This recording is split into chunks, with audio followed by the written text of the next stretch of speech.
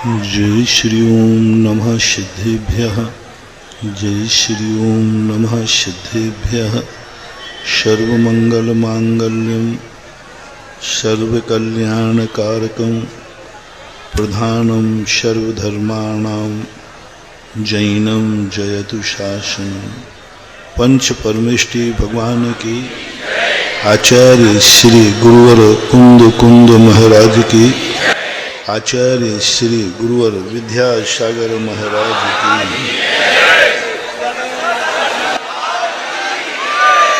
परम पूज्य मुनि संघ की जय। विश्व की जो विचारधारा है वह एक ऐसी विपरीत विचारधाराओं से टकराती है। एक और विश्व की वैज्ञानिक विचारधारा, भौतिक विचारधारा, दूसरी ओर सारा विश्व ईश्वर की शक्ति पर आश्रित होकर के अपनी श्रद्धा को रखता है। विज्ञानवादी ईश्वरवादी नहीं हो सकता और ईश्वरवादी विज्ञानी नहीं हो सकता, आज का विज्ञान।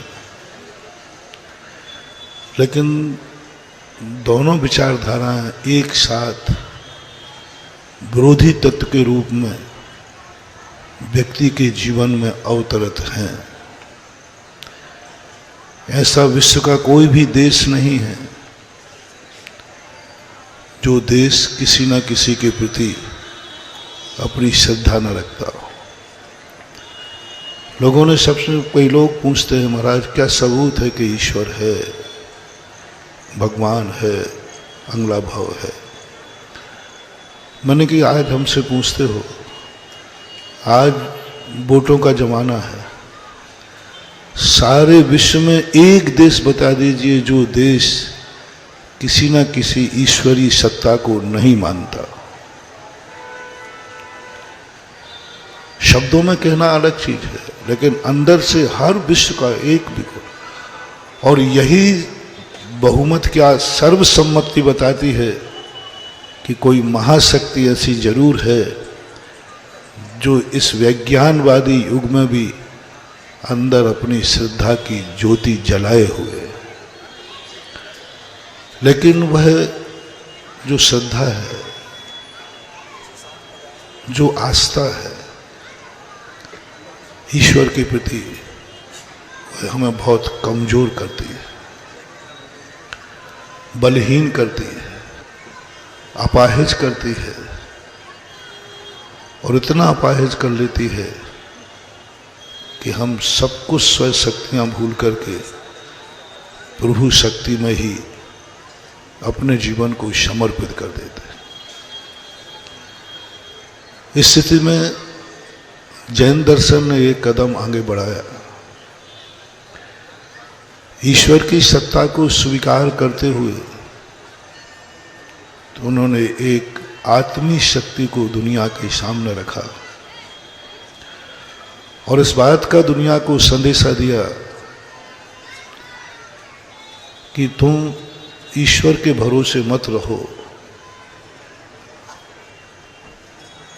ईश्वर के रास्ते पर चलो।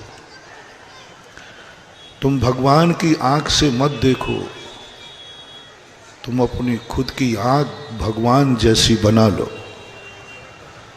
भगवान को अपने जीवन का आधार मत बनाओ, स्वयं ही भगवान का रूप धारण करो। जब जब व्यक्ति पर के आश्रित होता है, अपनी शक्ति खोता है, नियम से खोता है। हमें भगवान को मानना है, लेकिन भगवान के आश्रित नहीं रहना, भगवान के हवाले अपनी जिंदगी नहीं करना। भगवान ही हमारे पूर्ण सहारा बन के रह जाए, भगवान बहुत नाराज हो जाएगा। महावीर ने अपनी एक वेदना व्यक्त की, जब मेरा भक्त मेरे सहारे पर जिएगा वही मेरी जिंदगी का सबसे बड़ा दुख होगा, क्योंकि वो मानव ही नहीं थे, मानवतावादी थे। जब जब कोई व्यक्ति महान बनता है, जो सच्चा महान आदमी है, वो एक ही बात सोचता है, मेरा जो भक्त है वह मेरे सहारे पर न रहे, जो मेरा है वो मेरे सहारे पर नहीं रहे। ये बड़े आदमी का लक्षण है। आज बड़े आदमी वो होते हैं जो छोटों को अपने अधीन रखते हैं। वो चाहते हैं कि सारी दुनिया मेरे अधीन रहे, चाहे वो अपना नाम भगवान के रूप में प्रस्तुत करे, चाहे वो गार्जियन के रूप में प्रस्तुत रखे। उसका मन में होता है कि हमारे अधीनस्थ लोग कितने हैं, उसमें उसको वो बड़ा मानता है। राजनीति में यही होता है, समाज में भी यही हो रहा है। आज व्यक्ति बड़ा आदमी इस पॉइंट पे है कि हमारे अधीन कितने लोग हैं। भगवान सोचता है कि मेरे अधीन कितने लोग हैं, लेकिन महावीर स्वामी ने एक बहुत बड़ा रहस्यमयी अपने अंदर का उद्गार व्यक्त किया। और वस्तुतः महावीर का कोई उद्गार नहीं था, एक सृष्टि का स्वरूप था कि महान व्यक्ति वह है जो जब जब कोई व्यक्ति उसकी सहारा लेगा, सहारे पे चलेगा, तब तक वह महान आदमी दुखी होगा, दुखी हो। जैन दर्शन का सबसे बड़ा सिद्धांत है, जिनेंद्र कभी भक्ति से प्रसन्न नहीं होते। जैन दर्शन भक्तिवादी दर्शन नहीं है। और जैन दर्शन में जब जब हमने भगवान का सहारा लिया, भगवान को हमने दुखी पाया।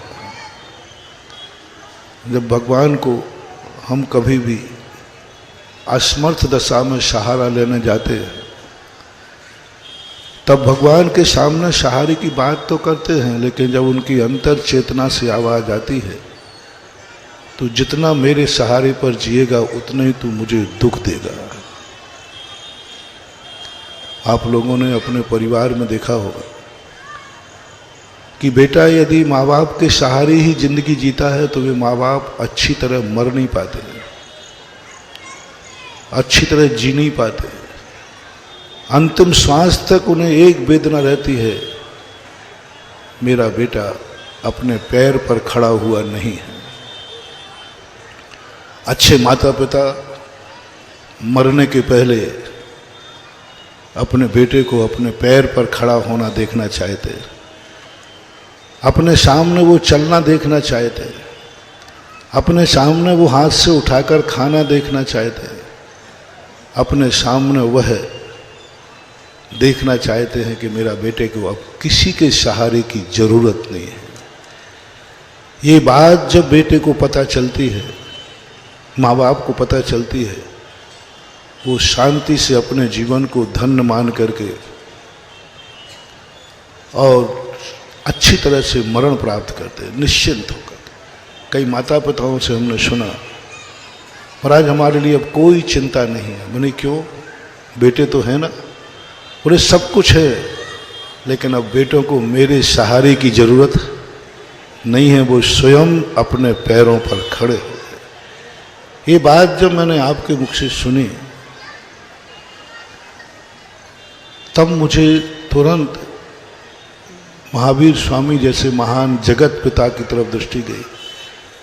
मैंने कहा ओहो, जो आप लोगों की तमन्ना है वही तो जगत पिता महावीर की तमन्ना है कि मेरा भक्त मैं अपने पैरों पर, अपने स्वचतुष्टय पर अपनी जिंदगी व्यतीत कर दे, तो महावीर का तीर्थंकर बनना धन्य हो जाता है। वो अपने आप को धन्य। जैन दर्शन के कोई भी तीर्थंकर, सारे दुनिया के भगवान किसी पापी का नाश करने के लिए अवतरित होते हैं, किसी पापी का नाश करने के लिए।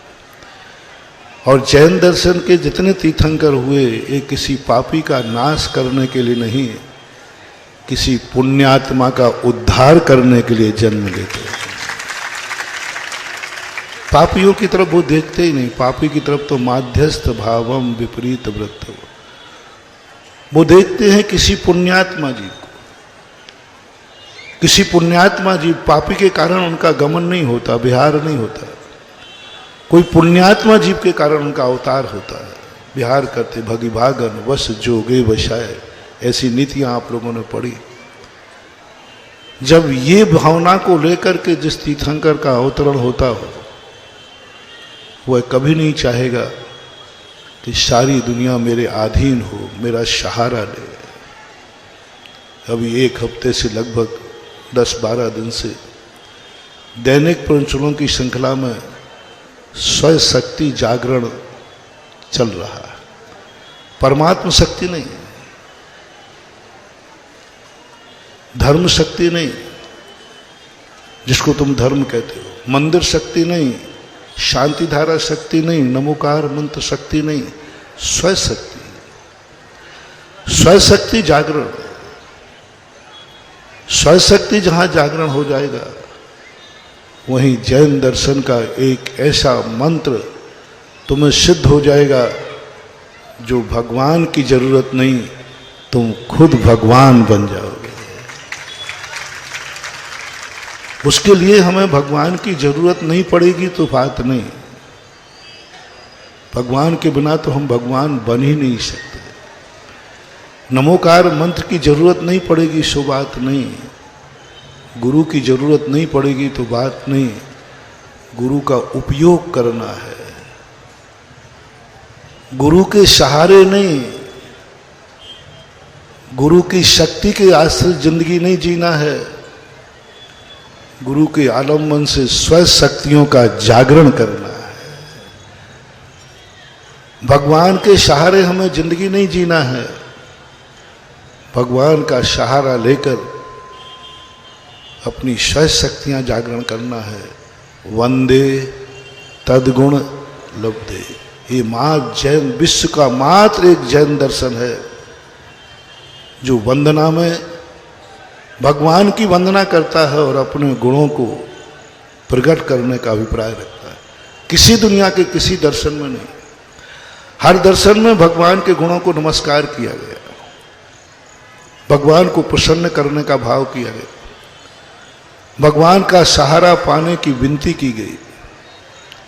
लेकिन जैन दर्शन ने कहा प्रभु, और जैन दर्शन के प्रभु ने ही कहा तुम मेरे पास मेरा सहारा पाने मत आना, तुम मेरे पास अपना बुझा हुआ दीपक जलाने आना।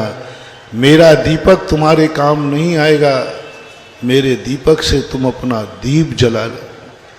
और वो स्वयं शक्ति को जागरण, जैन दर्शन की जो अध्यात्म शक्ति है, वह शक्ति आज के युग में बहुत जरूरी है। हर व्यक्ति पग पग पर पराधीन होता जा रहा है, हर व्यक्ति कभी कर्मों के अधीन है, कभी परिस्थितियों के अधीन हो रहा है, ना जाने कितनी पराधीनता। मैंने अभी कहा था ना, रैली के अंदर कहीं ढाने के अंदर कहा कि हर व्यक्ति आज दुनिया में सबसे ज्यादा सस्ता है तो धर्म, सबसे सस्ते हैं भगवान, गुरु, आचार विचार नियम, ये बहुत सस्ते, बहुत सस्ते। मैंने उस दिन कहा था शांति कितनी छोटी सी है तुम्हारे जीवन में, यदि सुबह आप अच्छी तरह से शांत चित्त होकर उठे और आप थोड़ा सा वॉश बेसिन के पास पहुंचे और पुरुष टूटा मिला, बुरुष यदि टूटा मिला तो आपकी शांति कैसे गायब होती है, कैसे गायब? मतलब आपकी शांति की कीमत है एक बुरुष, बस, इससे ज्यादा नहीं। हमारी जिंदगी की जो कुछ भी अपनी धर्म शक्ति है वो एक निमित्त के अधीन हो गई है। हम निमित्त की कठपुतली बनकर नाच रहे हैं। निमित्त कर्म भी हो सकता है, नौ कर्म भी हो सकता है। और यह संदेशा जब जैन दर्शन ने दुनिया के सामने रखा, दुनिया को ये बात रुचि करने लगी, क्योंकि दुनिया ये चाहती है हर व्यक्ति कमाए दूसरा और भोगू में। हर व्यक्ति एक चाहता दूसरा कमावे और मैं उसको भोगूं। हर व्यक्ति के लिए ये आदत है। भगवान तो अपने आप में इतनी पवित्रता प्राप्त करे और उनका फल मुझे मिले। गुरु साधना करे और आशीर्वाद हमें दे देंगे। हम साधना नहीं करेंगे, गुरु महाराज करेंगे ना साधना। अपने गुरु तो महान साधक हैं, अपन को करने की क्या जरूरत पड़ी, उनका आशीर्वाद ही काफी है। यह जो हमारे अंदर आशीर्वाद पाने की तमन्ना हो गई है, हम जितना गुरु के आशीर्वाद पाने की इच्छा रखते हैं, उतना गुरु को विशुद्धि के साथ हम जितनी तमन्ना करते हैं कि गुरु महाराज मुझे अच्छे आशीर्वाद दें। ये मत समझना मैं आपको ही कह रहा हूं, मैं भी उसमें शामिल हूं, क्योंकि उपदेश जो है तुम्हें ही नहीं दिया जाता। उमा स्वामी महाराज ने उपदेश को स्वाध्याय में रखा है, तो मैं खुद भी सुन रहा हूं अपना प्रवचन। तो वहां पर जितना अपना भाव होता है कि मुझे बहुत अच्छी तरह गुरु का आशीर्वाद मिले, और कई बार तो कह देते हैं महाराज अच्छा आशीर्वाद दो। आप तो कह ही देते हो अच्छा आशीर्वाद दो। मेरी थोड़ी विचारधारा भिन्न है।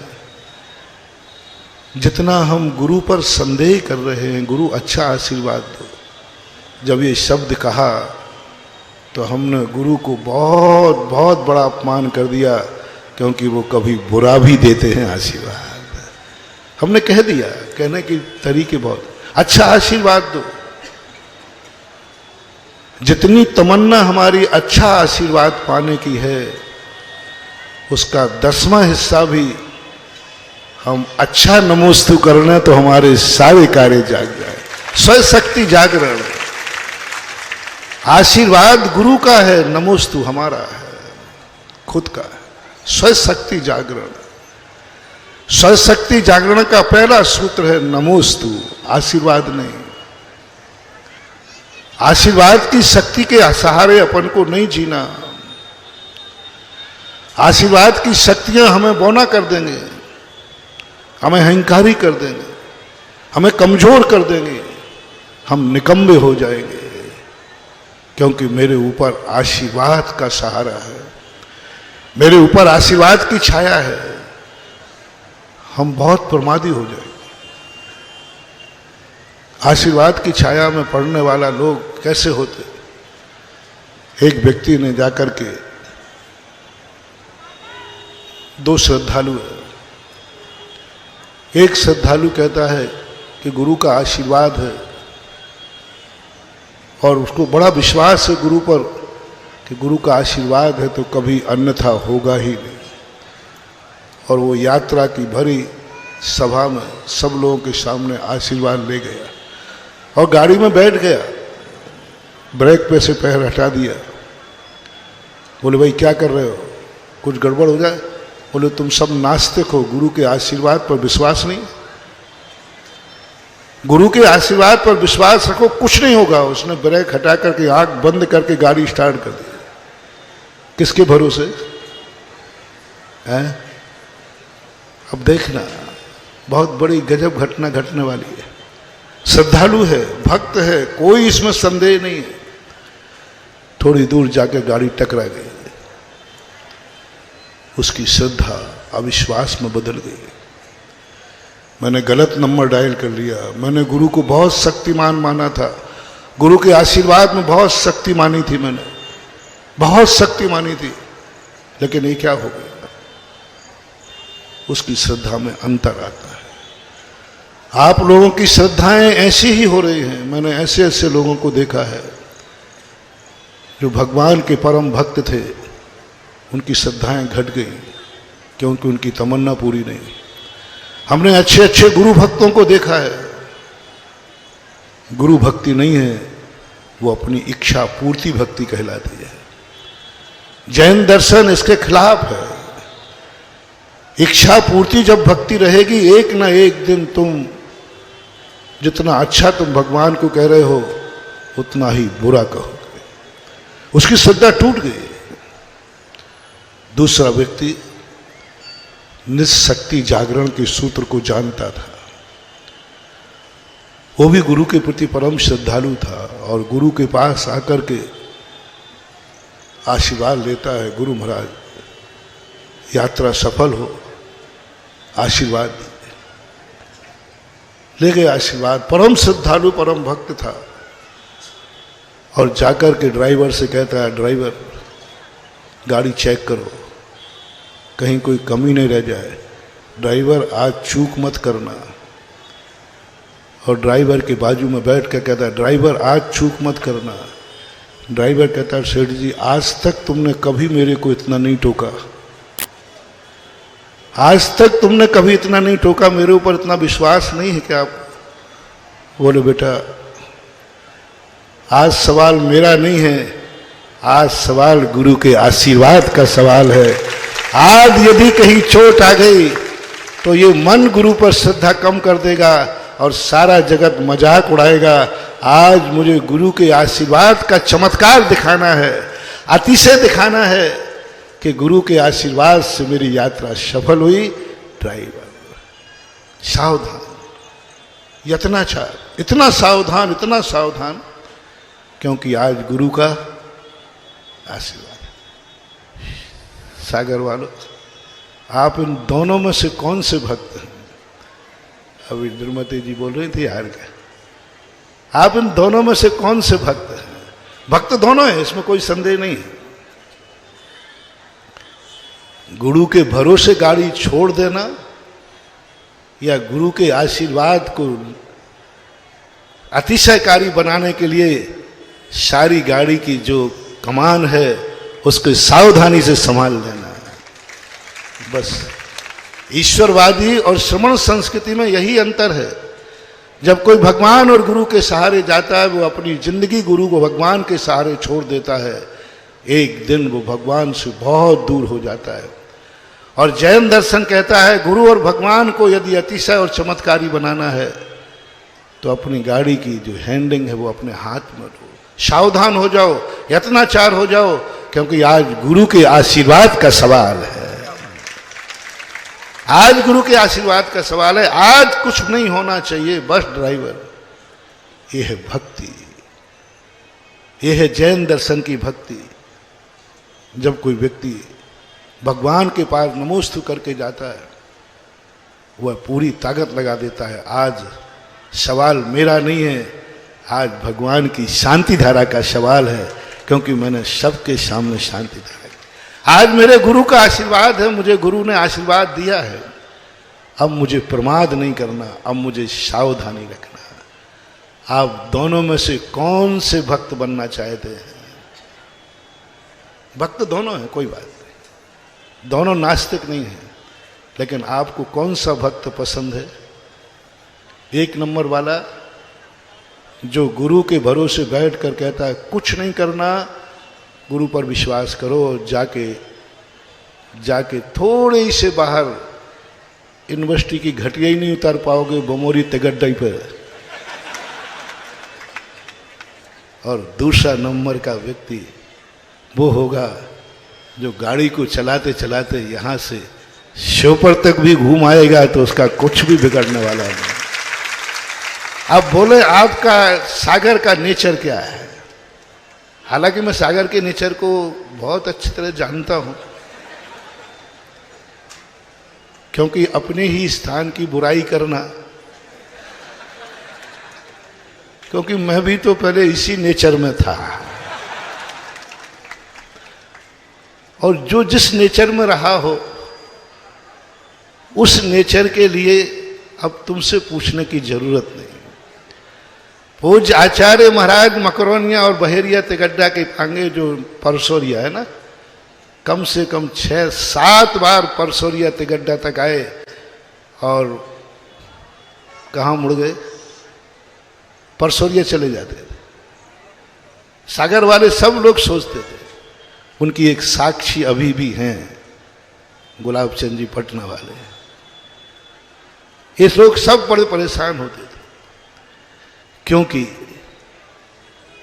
तुम्हारा नेचर इस सागर का पहले नंबर के भक्तों का था, इसलिए चूक हो जाती थी। नाराज तो होने का सवाल ही नहीं, वो तो पहले माता जी ने बोल दिया कि महाराज तो सारी गलतियों के माफ करेंगे।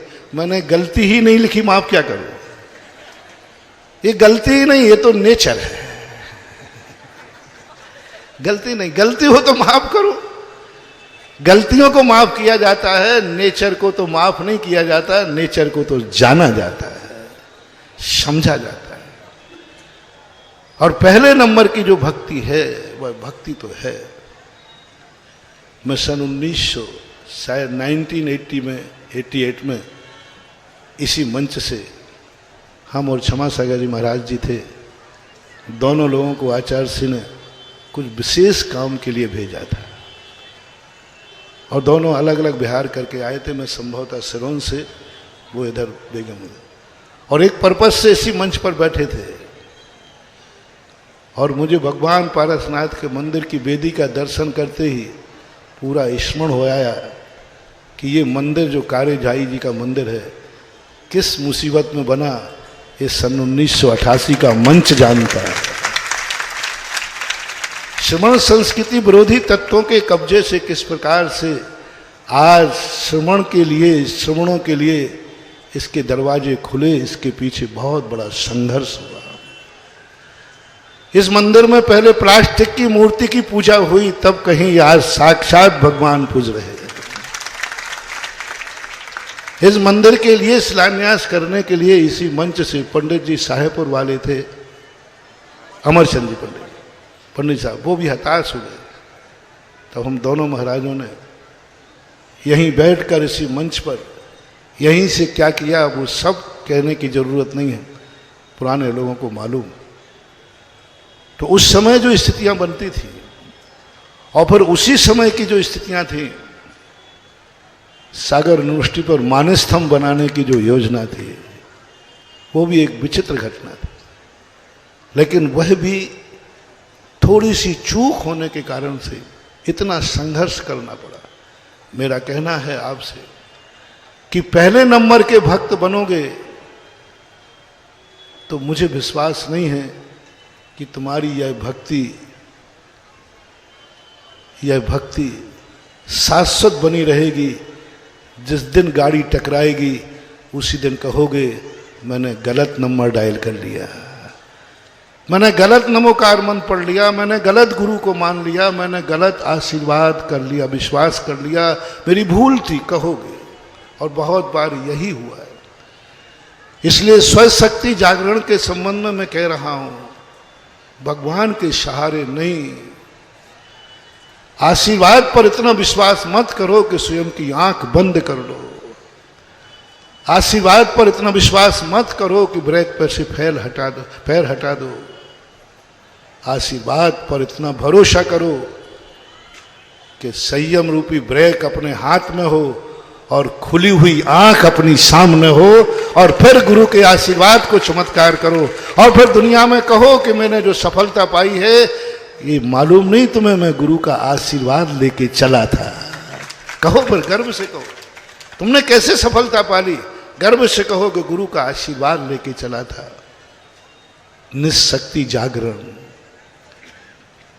निशक्ति जागरण है, ब्रेक को ठीक करो। निशक्ति जागरण है, अपनी आंख खोलो। किसके लिए? अपने जीवन के लिए नहीं। किसके लिए आंख खोलना है? गुरु को, गुरु के आशीर्वाद की शक्ति को अतिशयकारी बनाने के लिए खोलना। अपने लिए तुम खोल नहीं पाओगे, क्योंकि तुम्हारी वह शक्ति नहीं है। कभी कभी अपनी शक्तियां, अपनी निज आंख खोल करके चलना गुरु के लिए, भगवान के लिए। कभी कभी ब्रेक पर पैर लगाना, क्योंकि मैं भगवान का नाम लेकर आया हूं। अपनी शक्ति का जागरण करो, अपने माँ बाप के लिए, अपनी जाति के लिए, अपने राष्ट्र के लिए, स्वशक्ति जागरण। यदि तुम्हारी जिंदगी में अपने आप में भारत का गर्व है तो अपनी कोई निशक्ति भारत के लिए दो। तुम्हारी खुद की शक्ति भारत के लिए किस काम में आई? तुम अपने आप को भारतीय कहते हो, लेकिन क्या कभी तुमने अपनी शक्ति भारत को दी? क्या तुमने कभी अपनी शक्ति से, निशक्ति से भारत का उद्धार किया? तुम अपने आप के माँ बाप को बेटे मानते हो, क्या तुमने अपनी शक्ति से कभी माँ बाप को इज्जत दिलाई? क्या तुमने अपनी निशक्ति से कभी माँ बाप को ख्याति दिलाई? तो माँ बाप को पाकर गौरवान्वित हो, क्या माँ बाप भी तुम्हें पाकर गौरवान्वित है? हमने गुरु की शक्ति का सदा उपयोग किया, गुरु के आशीर्वाद से हम सदा जिए, गुरु का नाम लेते हैं, हमारे काम हो जाते हैं। हमें गुरु पर गर्व है, हमें गुरु पर गर्व है कि हमें ऐसा गुरु मिला। ये तो बहुत हो चुका, बहुत हो चुका। हमें गुरु पर गर्व है और है। आज उज्ज्वल गुरुदेव आचार्य विद्यासागर महाराज को, इस सारे जगत को गर्व है। तुम्हें भी गर्व है, हमें भी गर्व है। बस अब एक बाकी रह गया काम। बोलो सागर वालों। सागर पर तो पूज्य गुरुदेव की बहुत बड़ी कृपा है, बहुत बड़ी कृपा है। कुछ शहर हैं जिनको आचार्य से विशेष चाहते हैं। सबसे पहले आचार्य से अंतर चेतना से जब बाहर आए थे, गुरुदेव अंतर चेतना में रहे बहुत वर्षों तक, बहुत वर्षों तक अंतर चेतना में रहे। जब वो बाहर चेतना में आए थे तो उस समय पहला बाहरी चेतना का पुरस्कार सागर को मिला था, जिसका नाम है भाग्योदय। बाहर चेतना सच्चे साधक की विशेषता होती है। या तो वो अंतर चेतना में रहता है, अंतर चेतना में रहे तब स्वयं का कल्याण है, और बाहर चेतना में आए तो जगत का कल्याण है। जब गुरु ने तुम्हें पहला पुरस्कार दिया है तो आप बस पहले भक्त मत बन जाना कि गुरु के सहारे पर ही बैठे रहना, गुरु के सहारे पर ही बैठे रहना। गुरु का आशीर्वाद मिलने का अर्थ है नहीं कि तुम निकम्मे बन जाओ, निठल्ले बन जाओ, तुम इतने अपने आप में अहंकार में चले जाओ कि तुम नीचे देखना भी बंद कर दो, आंख खोलना भी बंद कर दो। नहीं, मेरा आज इस सारे सागर के लिए एक संदेशा है। मैंने पहले कह दिया कि मैं माफ तो करने का सवाल ही नहीं, क्योंकि तुमसे गलती हुई ही नहीं है। ये तो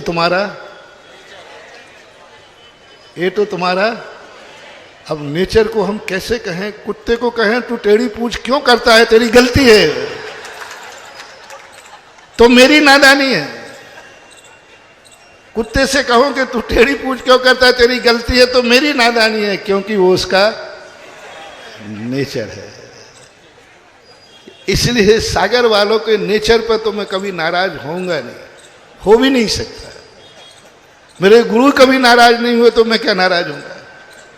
और अभी नाराज हूं तो तुम कह दोगे जो नाराज हैं सो, और जो महाराज है सो। हम लोग कोई नाराज नहीं है, न गलतियों की तरफ ध्यान देते हैं। हम तो ये कहना चाहते हैं कि आप में दो में से एक भक्त चयन करो, कौन सा है, कौन से भक्त बन थे अभी और कौन से भक्त बनना है। और ये धीरमती कह रही है,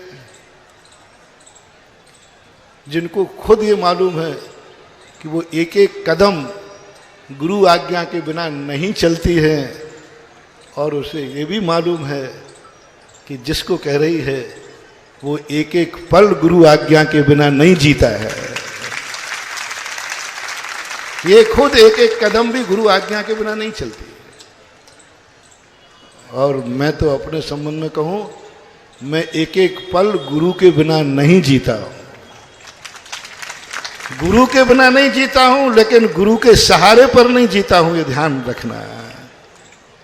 मैं तो ये चाहता हूं कि गुरु का एक एक पल गुरु के लिए, गुरु हमारे जीवन में रहें, लेकिन उनकी हर बात को हम ऐसा साकार करें कि गर्व से कह सके ये सब महिमा किसकी है।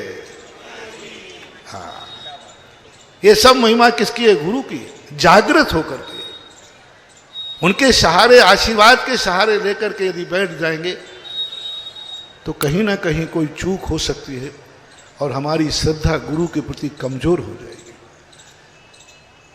और हम चाहते हैं कि जो कमी आए वो हमारे ऊपर थोपी जाए और जो अच्छाई आए वो गुरु का चमत्कार कहा जाए। गाड़ी टकराई है तो ब्रेक फेल होने से टकराई है, गाड़ी टकराई है तो मुझे झपकी आने पर टकराई है, और गाड़ी सफलता से यात्रा की है तो गुरु के आशीर्वाद की महिमा है। यह जागरण का सूत्र, निर्जागरण का सूत्र हर समाज को जागृत करना है। तुम्हारी भक्ति शाश्वत हो जाएगी, तुम्हारा संबंध शाश्वत हो जाएगा। गुरु और भक्ति एकदम इतनी शाश्वत हो जाएगी कि कभी श्रद्धा टूटेगी नहीं, बल्कि श्रद्धा एक दिन उस रूप में परिवर्तित हो जाएगी। गुरु की आंख के सहारे नहीं जीना है, गुरु जैसी आंख अपनी खुद की बनाना है। और ऐसी स्थिति को लेकर के अब एक बहुत बड़ा पुरस्कार, और सबको मालूम है, आप लोगों को मालूम है, इस मंच से जो भी बोलता हूं मैं नहीं बोलता। अब मैं सिरे की बात कहूं तो बात सिरे आ जाते। आज चलो दृढ़मति ने जो भाव किया वही मेरे सिरे की बात मान ली जाए। और तुम्हें मालूम है, सबको मालूम है, इस मंच से जो होता है, मंच से उठने के पहले वो पूरा होता है। इस मंच से जो घोषित होता है वो मंच से उठने के पहले पूरा होता है। और आज गुरु के यदि तुम, पहले फिर से पूछता हूं, रिपीट करता हूं, तुम्हें कौन सा भक्त बनना है, पहला या दूसरा? थोड़ा जोर से बोले, और थोड़ा जोर से। हाँ, टेप हो गया, सारी दुनिया गवाए तो हो जाएगी कम से कम। और दूसरे भक्त का अर्थ है कि हमारे गुरु के हर स्वप्न को साकार करना ये शिष्य का काम है, गुरु का नहीं। गुरु यदि अपना ही स्वप्न साकार करेगा तो वो गुरु नहीं कहला पाएगा, वो एक साधक बन जाएगा, वो एक शिष्य बन जाएगा, वो एक भगवान के सहारे आ जाएगा। वास्तविक रूप से यदि अपन का गुरु है, यदि वास्तविक रूप से अपना भगवान है, तो ये सूत्र भी महानुभाव आप ले लीजिए। यदि तुम भगवान, सही भगवान तुम्हारा है और तुम उनके भक्त हो, तो भगवान की जो भावना थे, भगवान के जो उवाच थे, उन उवाचों को अपनी जिंदगी में साकार करके दुनिया को दिखाना है। ये महावीर का कथन था। जितनी कथाएं हुई, सब कथा नायकों ने भगवान की वाणी को सागंद किया। दुर्गंधा ने सुगंध दशमी के द्वारा गुरु हुई दी हुई सुगंध दशमी व्रत को साकार कर दिया, जीवित कर दिया। गुरु के भरोसे नहीं, गुरु ने भावना भाई के सुगंध दशमी कोई व्रत है, साकार किया दुर्गंधा ने। भगवान ने जितने उपदेश दिए वो भगवान पूरे नहीं करेंगे। भगवान के जितने उपदेश हैं हमें चुनौती रूप में स्वीकार करना है। हे भगवान, मैं आपका भक्त हूं, आपको कोई भी आपको कहे हुए वचनों को साकार नहीं करना, आपका हर वचन मैं साकार करूंगा। इसी प्रकार मैं पूछता हूं आपसे, इतनी बड़ी सभा है कटरा की। पहली बात तो कटरा मुझे रुकना ही नहीं था। कल परसों प्रोग्राम सीधे मोराजी का बना था, क्योंकि मैं जानता था कि कटरा में कोई भीड़ तो बहुत होगी, लेकिन भीड़ तो यहाँ बहुत होती है, लेकिन नीड़ और रीढ़ यहाँ की कमजोर होती है। भीड़ तो बहुत होती है लेकिन नीड़ और रीढ़ कमजोर होती है। और आज तुम्हें ये भीड़ को चुनौती दे रहा हूं, इसलिए थोड़ा पानी पे चढ़ा रहा हूं कि आज भीड़ के साथ साथ नीड़ और रीढ़ को भी साबित कर देना है यहां पर। और एक वचन अपन को लेना है आप सबके गुरु महाराज, हम लोगों सहित जो स्टेज पे हम सब बैठे हैं, आचार्य विद्यासागर महाराज अपने गुरु हैं कि नहीं? नहीं, अभी तो मैं तुम्हारे में प्रस्ताव पास होना है बहुमत में, हम अकेले क्या करेंगे? बोलो है कि नहीं? ऊपर से कि अंदर से? है? देखो अंटी बांध के मत बोलना, झूठ बोले कौआ काटे। हाँ, अब यदि अपन गुरु हैं तो एक आज प्रतिज्ञा करें कि गुरु का जो स्वप्न है, गुरु की जो उवाच है, गुरु की जो भावना है, वो गुरु महाराज पूरी नहीं करेंगे, हम सब भक्त मिलकर के करेंगे। तो वे गुरु हैं और हमारे उच्चासन पर बैठने लायक हैं। अन्यथा हमने गुरु को मात अपनी इच्छा पूर्ति करने के लिए उनको अपना, अब क्या कहें, हर इच्छा हर कार्य कराने के लिए हम अपने गुरु को पुकारते, हम अपने उनसे कार्य कराते। हम यात्रा पे जाते हैं, भगवान गुरुदेव आशीर्वाद दो, रास्ते में कोई संकट नहीं आया, हाँ भी तुम्हारी चौकीदारी करेंगे, कोई संकट नहीं आया। है भगवान मेरे रास्ते में गाड़ी पंचर नहीं होना चाहिए, हाँ भक्त चल रहा है तो झाड़ू लगाएंगे क्योंकि भक्त आ रहा है।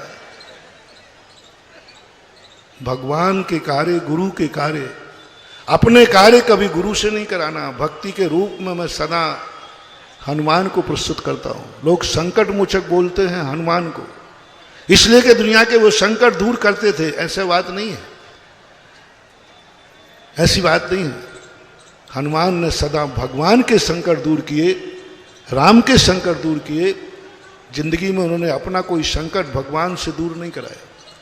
हर इच्छा की पूर्ति भगवान की इच्छा की पूर्ति की, जो उनके आराध्य थे, जो उनके जिनके अंदर में राम की इच्छा पूरी करने के लिए उन्होंने जिंदगी में एक पैर से खड़े रहे और कभी उन्होंने अपनी इच्छा पूर्ति के लिए कभी राम का उपयोग नहीं किया।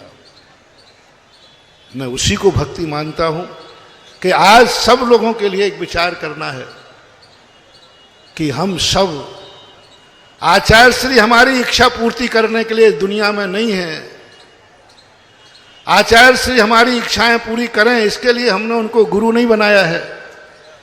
आचार्य श्री हमारा सहारा बने इसलिए हमने गुरु नहीं बनाया है। आचार्य श्री हमें आशीर्वाद दें, हमारे सारे कार्य हों इसलिए हमने गुरु नहीं बनाया है। मेरा सोच है यदि आप साथ दें तो हमने इसलिए गुरु बनाया है कि वो इतना सच्चा गुरु है कि उसकी हर इच्छा पूरी हम करेंगे, हर भावना को साकार हम करें, हर संकट को हम दूर करें। जीवन का हर पल मेरा गुरु के काम आए, गुरु मेरे काम नहीं। मेरी आंख गुरु के काम आए, मेरा मन गुरु के काम आए, मेरा तन गुरु के काम आए, मेरा धन गुरु के काम आए, मेरे पास जो कुछ है वो सब गुरु के काम आए, तो फिर दूसरे नंबर के भक्तों का टाइटल दूं, क्योंकि समय को भी देखना। बोलो जल्दी, गुरु तुम्हारे काम आए कि तुम गुरु के काम आओ? गुरु तुम्हारी इच्छाएं पूरी करे कि तुम गुरु की इच्छा पूरी करो? थोड़ा जोर से बोलो। हम गुरु की इच्छा पूरी करेंगे। तो आज ये गुरु महाराज ने एक बहुत बड़ा सोच दिया दुनिया को। लोग कहते थे महाराज जी तो मात उन छोरे छपाटों के महाराज हैं, जो गृहस्थ विमान में नहीं फंसे उनका ही कल्याण करते हैं, जो कीचड़ में नहीं फंसे उन्हीं आत्माओं को लेकर कल्याण करते हैं। लेकिन कीचड़ में फंसे हुए लोगों का तो कल्याण आचार्य श्री से तो होता नहीं, वो करेंगे नहीं।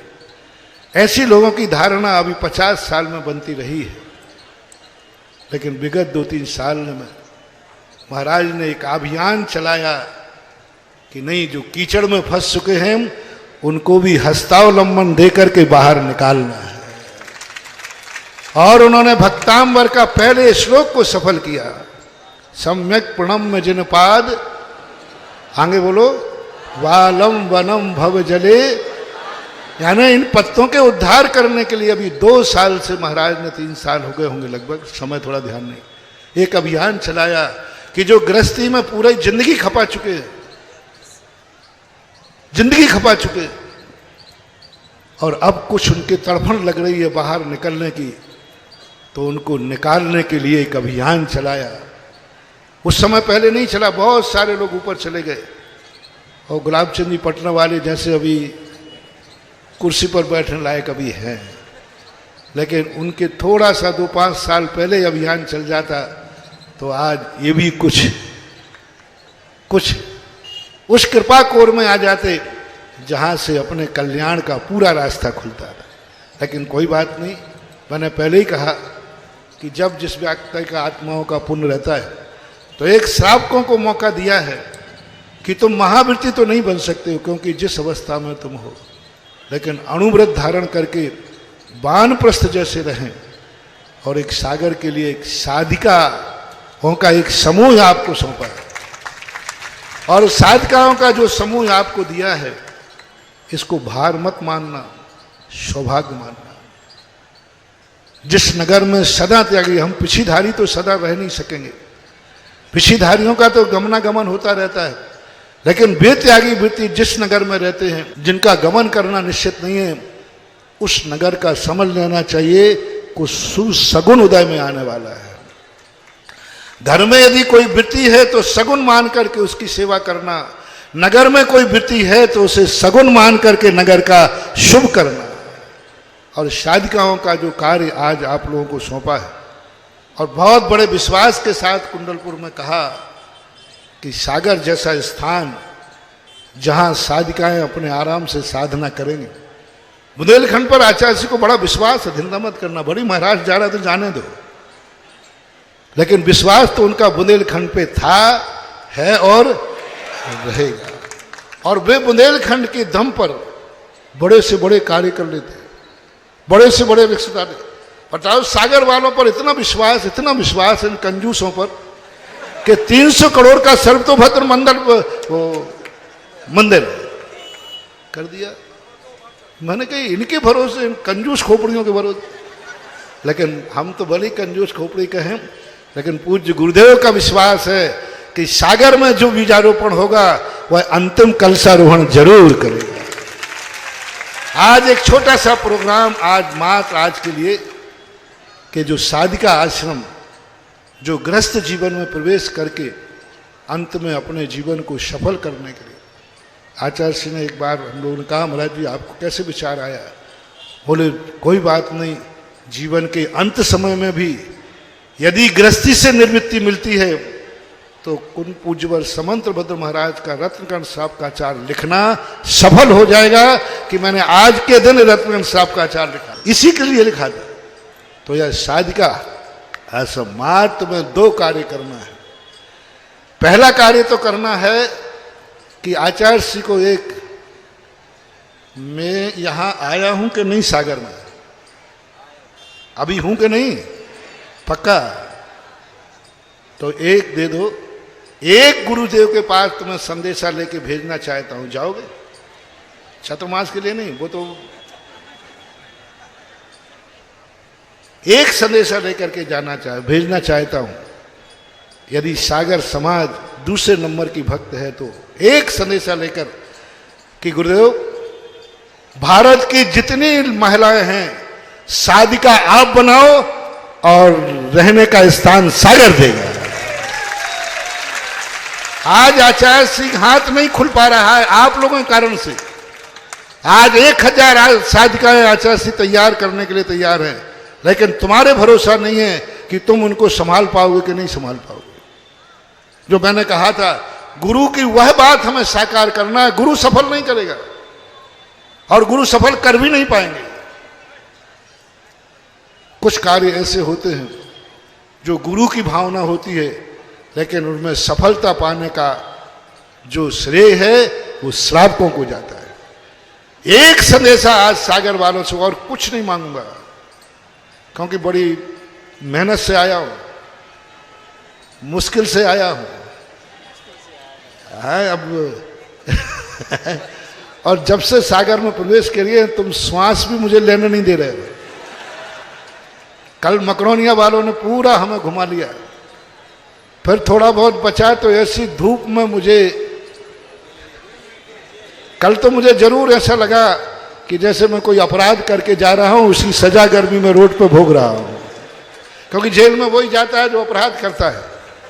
तो कल की भीषण गर्मी पहले तो कैंसिल कर दिया, फिर कोई बात नहीं। आज एक संदेशा, पहली बात तो सागर का एक, किसको कहूं, सागर अनाथ है, सागर की कोई पंचायत नहीं, सागर का कोई मुखिया नहीं है। यहाँ अपनी अपनी ढपली, अपना अपना राज्य, अपनी अपनी कॉलोनी, अपना अपनी मंदिरवास, इससे ज्यादा कुछ नहीं है। हर व्यक्ति, बहुत कम लोग हैं जो सागर का श्रीफल चढ़ाते हैं। अंदर से धीरे कहते महाराज मेरी कॉलोनी का ध्यान रखना। अभी तक पूरे सागर के नाम से निश्चल होकर किसी ने नहीं कहा। मैंने सागर लेना चाहते हो कि बोले सागर नहीं महाराज, कोई मोराजी कह रहा है, कोई कटरा कह रहा है और कोई बाहुबली कॉलोनी, बड़नी कॉलोनी, मोराजी, कोई कहीं ना भाग्योदय साधिका आश्रम है ये भी। हाँ संतोष जी बैठे ना, ये तो कल भड़क उठे बहुत ज्यादा। मैंने कि सब भड़क रहे हो, अरे इतनी भड़कन यदि सागर के नाम पर हो जाए तो ये क्या हर साल चतुर्मास मिल जाएगा। जिसका जितना लगन तुम्हारा, जितना आक्रोश तुम्हारी, जितना समर्पण तुम्हारा अपनी कॉलोनी के लिए है, उतना समर्पण सारा सागर मिलकर के सागर मात्र के लिए कर दे तो कोई चीज असंभव नहीं है। तूफानों के रास्ते भी बदल सकते हैं और चातुर्मास के जो आदेश निकल गए वो भी बदल सकते हैं, लेकिन बदलने का अधिकार हमें नहीं है। वो बदलेगा तो वही बाबा गुरुदेव, मैं थोड़ी बदल सकता हूं। मुझे तो पत्थर की हम लोगों को तो जो लिख कर आता है वो पत्थर की रकील होती है, उसको ना मैं एक अक्षर यहां करता हूं। आज तक जिंदगी में कभी मैंने आचार्य जी से कहीं का चतुर्मास नहीं मांगा, कभी नहीं मांगा। इतने सालों में मैंने आज तक कभी आचार्य जी से नहीं कहा होगा फलाना स्थान दे दो। मैं तो एक ही बात पर विश्वास करता हूं, गुरुदेव यदि लाहौर का चतुर्मास देंगे तो मेरा अभाग्य। मैंने अपने मुंह से कभी नहीं मांगा, जो वो देते हैं उसी को साकार करने की चुनौती स्वीकार करता हूं कि गुरु ने जो दिया है वही, और गुरु पलट देंगे तो मैं कौन होता हूं उसको, लेकिन पलटेंगे वही। लेकिन सबसे बड़ा तुम्हारा वीक पॉइंट है सागर। एक हो, एक झंडे के नीचे आओ, एक नेता हो, एक पंचायत हो।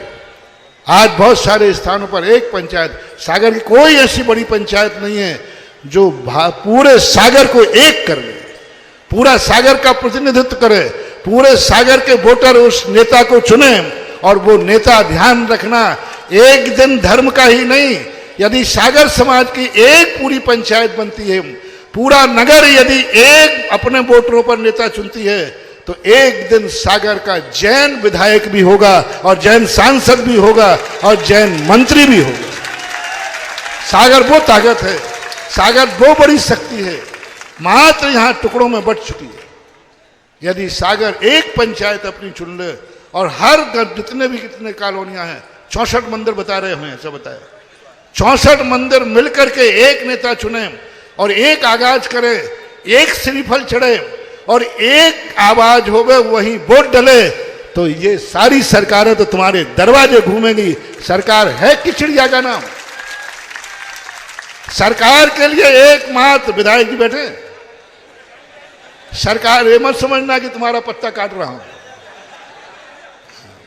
सागर के नेताओं का कितना मात्र एक वोट रूपी टुकड़ा चाहिए है, बाकी ये तो दरवाजे दरवाजे जैनियों के घूमेंगे। लेकिन जैनियों का दुर्भाग्य है कि जैनी कभी संगठित नहीं हुआ। आपकी जैनी लोग आपको बहुत प्रशंसा करते हैं, आप तो जैनियों में शामिल है, ऐसा लोग।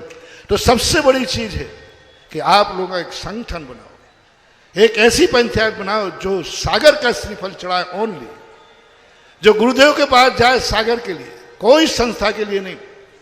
संस्था कहाँ रुकेगा साधु?